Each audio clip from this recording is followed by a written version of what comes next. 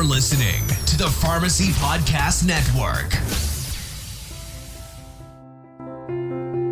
If you or your patients struggle with muscle cramps, spasms, soreness, or restless leg syndrome, you're going to want to hear about our non-opioid TheraWorks Relief. TheraWorks Relief is a clinically proven and published locally acting topical solution that prevents and relieves muscle cramps, spasms, and soreness in the legs and feet. In a research study including patients diagnosed with restless leg syndrome, TheraWorks Relief was shown to reduce symptoms commonly associated with accompanying RLS, including muscle cramps and spasms. Muscle cramps are reported as a side effect of hundreds of prescription medications, from intravenous iron sucrose and conjugated estrogens to statins and diuretics. By managing muscle cramps, TheraWorks Relief supports adherence, helping patients stay on important and often life-saving medications. TheraWorks Relief comes in an easy-to-use, fast-absorbing, non-greasy foam that can prevent muscle cramps and spasms with just a few simple applications a day. To learn more about TheraWorks Relief, go to theraworksrelief.com and click on the Healthcare Professional link.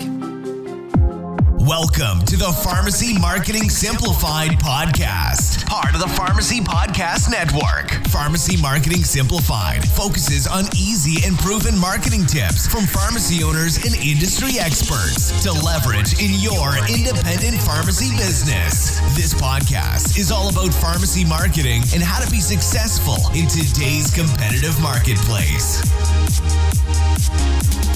Hi, welcome to the Pharmacy Marketing Simplified podcast, part of the Pharmacy Podcast Network. I'm your host, Nicolle McClure, president of GRX Marketing. And I'm so excited for today's guest to talk about social media in the pharmacy industry. And with me is Jessica Gardner, who I will call a expert in the marketing field as well when it comes to pharmacies. She has over 10 years of experience in helping different buying groups of independent pharmacies and also technology companies in the industry such as Smart Solutions. Jessica, welcome to the show. Thank you, Nicolle. It's great to be here with you today. Before we get started, can you tell our listeners just a little bit more about yourself?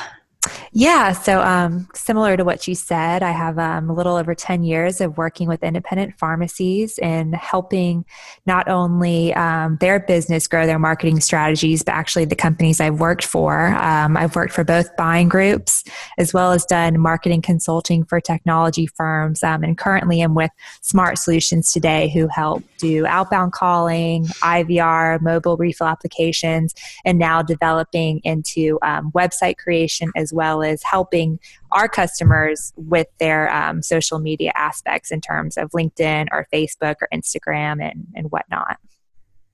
So why do you think that it is so important then for independent pharmacy owners to get involved in social media? Well, I think interacting with customers on social media is an important marketing strategy for all small businesses and pharmacies. Using social media really helps the pharmacy build their brand awareness. It helps increase their customer base, and it connects them with their current customers. There was a research study I found, and it said that 68% of American adults are Facebook users. And among 18 to 24-year-olds, 78 of those use Instagram, and about 45% are on Twitter. So even among the Americans that are 65 and older, 37% are social media users. So that's a pretty good comparison. And I think the benefits of using social media also cover a wide range, like increasing your exposure to existing and prospective patients. Again, you're building your brand loyalty, you're increasing your web traffic, you're keeping up with your competitors, and it's quick and easy patient support. Plus, it's a low-cost marketing solution. Yeah, those are all, great ways great reasons to use social media. And I think, the stat that really stands out to me is the 37% of 65 plus, because, when we help pharmacy owners with marketing, we still hear my demographic isn't using Facebook. Well, yes, they are. Right. Because, they're getting on there to keep in contact with their family. You see pictures of grandkids and things like that. And I think you also brought up another good point for social media is it is a way to have that patient interaction. Right. You can make it as personal as you want where, if you, have employee spotlight or something on your Facebook page or, follow up directly with a customer through Messenger or on LinkedIn or Instagram or something like that. You can definitely use it as a platform, as a way to connect with potential customers and current customers for sure. Exactly. So how long have you been using social media in your marketing experience? Well, on a personal basis, I've used it for over 10 years once the existence of MySpace was created, when that first launched in the mid-early 2000s. Right. And it wasn't until college when the world of Facebook exploded, and you could only access the network with the college email ending in edu. So I was one of the first originals to access the world of Facebook and see how much it's developed and changed over these past, 12, 13 years.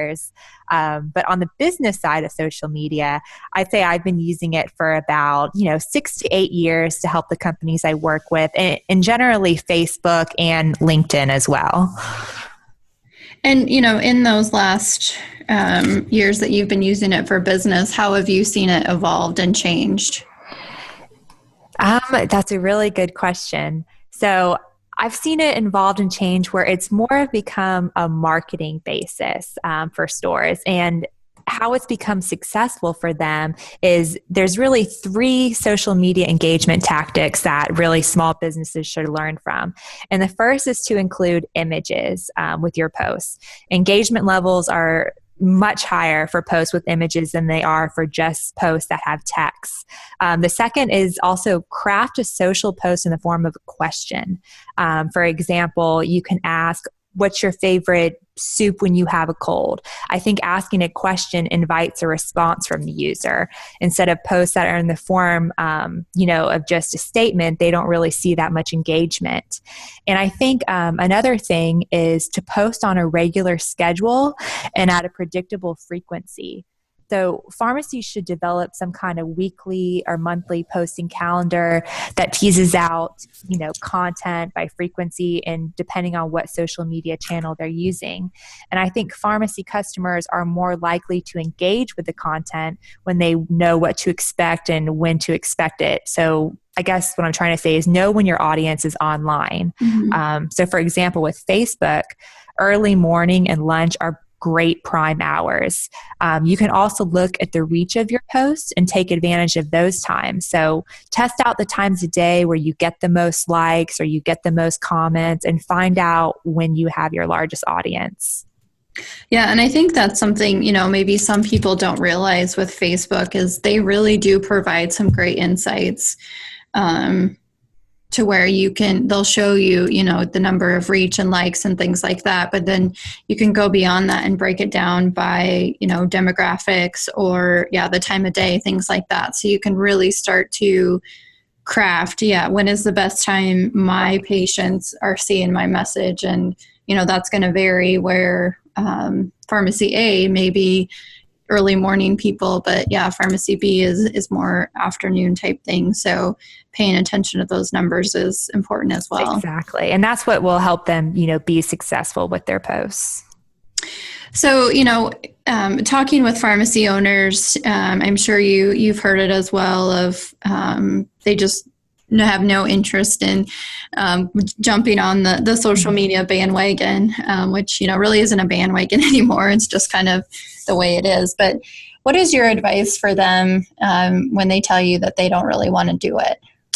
Well, I think there can be different kinds of challenges when you're first developing social media and your marketing strategy. And I think most of the time pharmacists just don't know what to post or when to post, or they simply feel like they don't have time to post.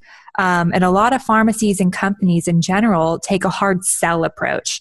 They're inundating their followers with a discount or a new product announcement or customer reviews, and that only brings in modest traffic gains. And so they assume, social media isn't a good fit because, I'm not getting the feedback that I'm looking for. But your customers, they don't want to be pitched. They want authentic engagement. So when you stop seeing social media as a way to pitch your customers and start seeing it as a way to connect with them, it can really transform your brand. And pharmacists should help customers by answering their questions. They should entertain and inform them with relevant content. And they can even bond over shared interests or Q&As. And I think over time, they'll learn that their brand, you become more than your brand, and you'll actually be part of the local community.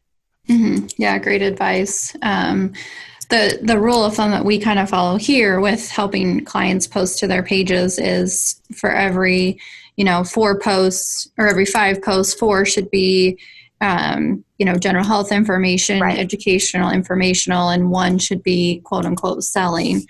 'Cause we see that too, where it's just all about selling. And I think those pages tend to see the likes fall off, because they're really coming to you to, as the pharmacy expert in their local community. So if they're just being sold to the whole time, then interest is going to go away quickly.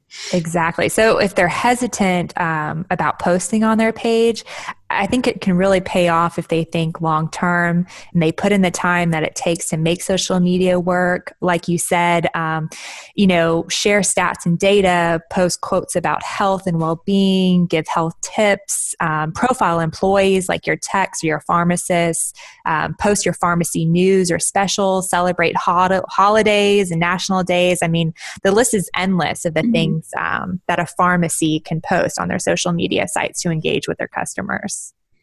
Yeah, I think it just, it takes a little planning up front to kind of think about, what can I post just beyond, hey, come in and get your flu shot, But once you do that, the content, I think, tends to flow pretty easily.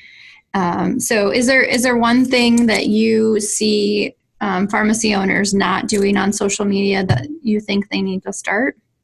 Well, I think an independent pharmacy, for example, is a vital part of its local community as a small business.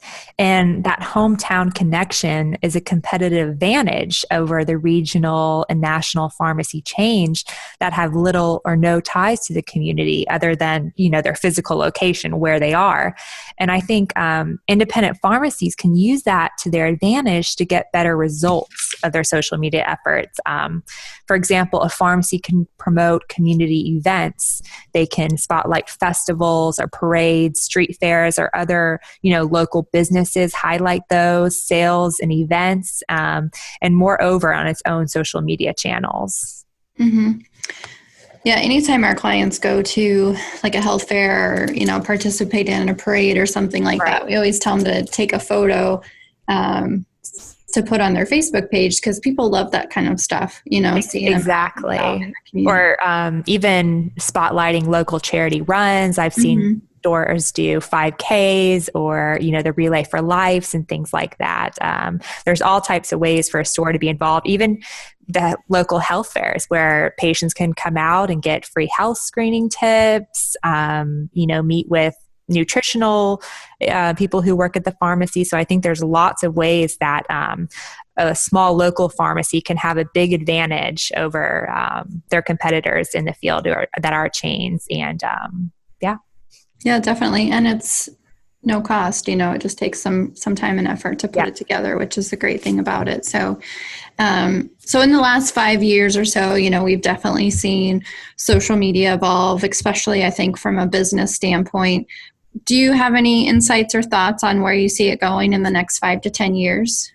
Well, it's definitely impossible to know what the future of social media holds, but we know that it's going to continue. There's already billions of Facebook users out there, and those numbers are just going to grow as more third world nations gain access to the internet. And because of that, advertising and boosting posts probably will get a little bit more expensive. Right now, they're very affordable for businesses to promote. And I think humans are social animals, and social media has forever change the way we work with society, whether it's sharing an idea or the communications of news or the availability of a product. So I think over the next 10 years, social media will definitely surpass television as the dominant advertising platforms. And with new and exciting technologies just around the corner, I think it'll be very interesting to see where social media goes and will be a lot of fun to watch. I agree. Yeah, definitely be a part of it. So before we wrap up, you gave our listeners some great advice today on reasons of why they should be on social media. So anybody out there that's not currently on, now is your chance to get started with it, with all the great advice that we received. Anything else to tell our listeners before we sign off? No, I think if you're not doing it today, go ahead, get out there, start with something simple, show pictures of your pharmacy, start engaging questions with your customers, and just create a calendar of something that you can post on a daily basis. And remember, morning, lunchtime are the best hours, and just kind of go from there and see what kind of feedback you get. And I think no matter what, you're going to be successful with whatever venue of social media you choose. Perfect. Well, thank you again for joining me today. I really appreciate it. Thank you so much, Nicole. Had a great time speaking with you. Thank you for listening to another episode of the Pharmacy Marketing Simplified podcast. Be sure to reach out to our pharmacy marketing experts ready to help grow your business at pharmacymarketing.com. You were listening to the Pharmacy Podcast Network's leading marketing podcast, Pharmacy Marketing Simplified, sponsored by the proven leader in pharmacy business development and support, GRX Marketing. For more proven strategies and ideas on marketing your pharmacy business, check out grxmarketing.com.